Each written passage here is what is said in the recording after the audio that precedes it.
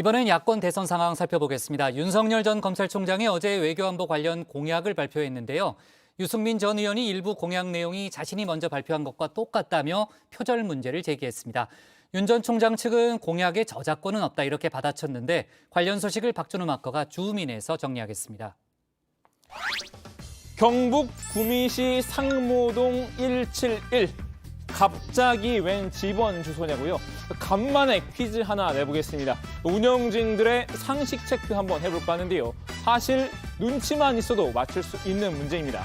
간만에 돌아온 우리 신체커에게 물어볼게요. 여기가 어딘지 짐작이 되시나요? 일단 짐작은 되는데 박마커를 이렇게 정면으로 마주하니까 아까 그 장난스러운 몸짓이 잊혀지질 않습니다. 그만하시고요.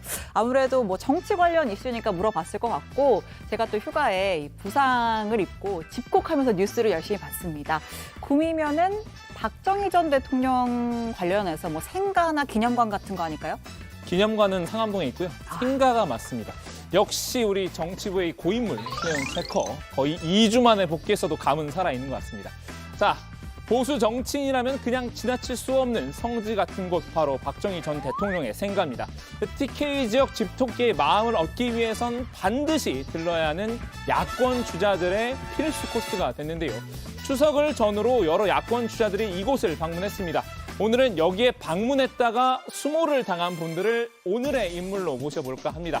바로 윤석열 전 검찰총장과 유승민 전 의원인데요. 먼저 윤 전 총장부터 줌인해 보겠습니다.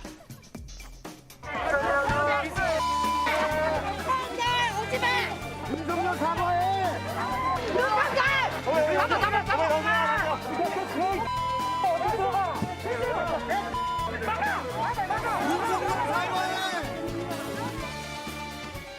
네, 윤 전 총장이 지난 17일 박정희 전 대통령 생가를 찾았을 때 모습입니다.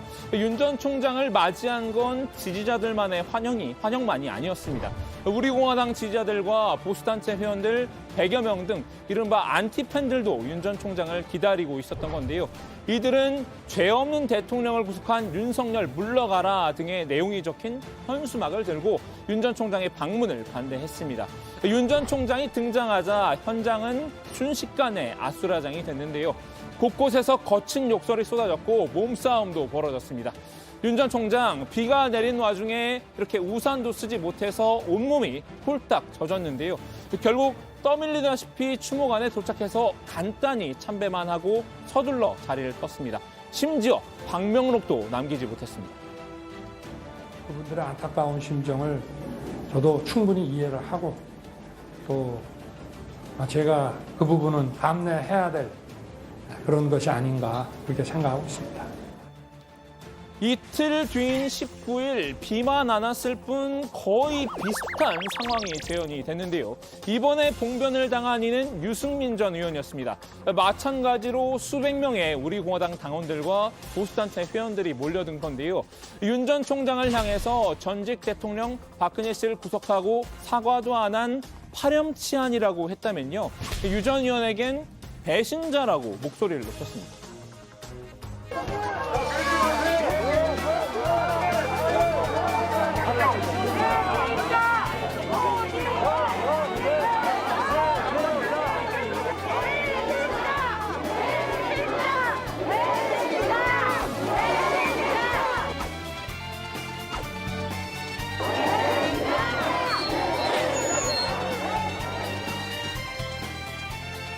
유 전 의원의 방문을 막기 위해서 이렇게 진입로 바닥에 단체로 들어 누운 모습이죠.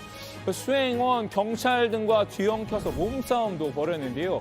유 전 의원 생가 입구부터 불과 30여 미터 떨어진 추모관에 들어가는데 1시간가량 걸렸습니다. 그래도 참배를 마친 뒤 방명록 작성 미션도 클리어했습니다. 정치를 하기 이전부터 박정희 전 대통령을 많이 존경을 해왔습니다. 박정희 전 대통령께서 우리 대한민국의 가난을 없애기 위해서 얼마나 위대한 업적을 남겼는지 국민들의 먹고 사는 문제를 해결한 그 점이 정말 극우 컷오프라고 해야 할까요? 이렇게 박심을 내세운 일부 극우 세력들은 마음에 들지 않는 후보들 향해 언어적, 물리적 폭력을 서슴지 않았는데요. 국민의힘 주자 빅3 중 유일하게 구구 컷오프를 무난하게 통과한 건 홍준표 의원뿐이었습니다.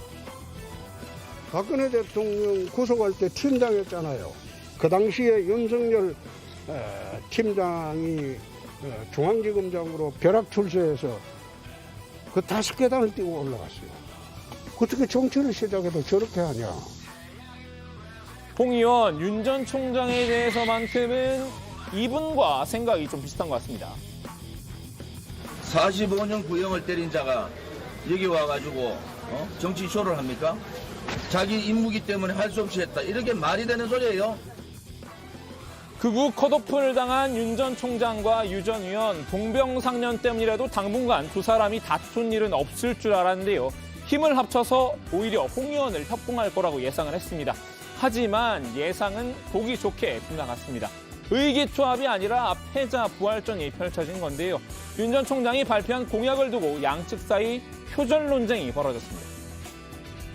민간주택 청약 가점과 공공임대주택 가점을 부여하여 군 복무가 장병들의 미래 준비에 실질적인 도움이 되도록 하겠습니다.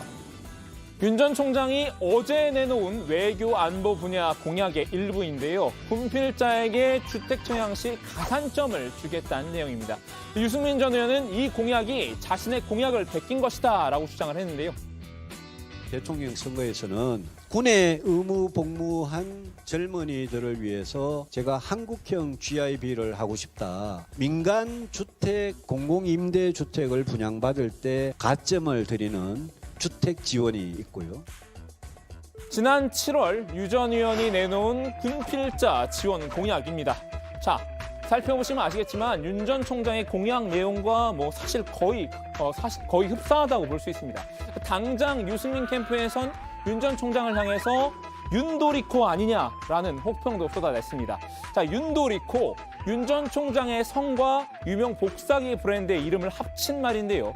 유승민 캠프 공약은 안 베꼈는지 모르겠지만 공격 방식은 어디선가 차용해 온 듯합니다.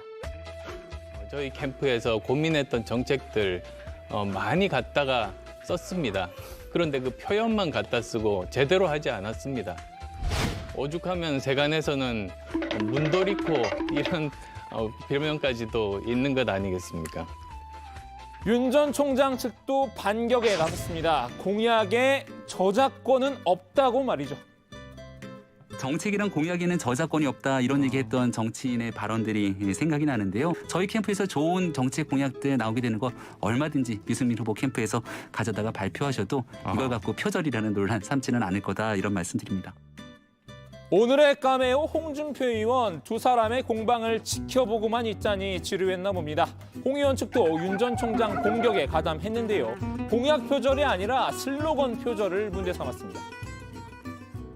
국익을 최우선하는 당당한 외교를 하겠다는 이야기를 여러분께 드린 바 있습니다. 홍 의원 측은 윤 전 총장이 국익 우선이란 말을 베꼈다라고 지적했는데요. 국익 우선은 홍 의원이 이미 즐겨찾기에 추가한 말이라는 겁니다. 난 국익 우선으로 정치를 해왔기 때문에 내 보수당에 있지만 보수 진보를 가리지 않습니다.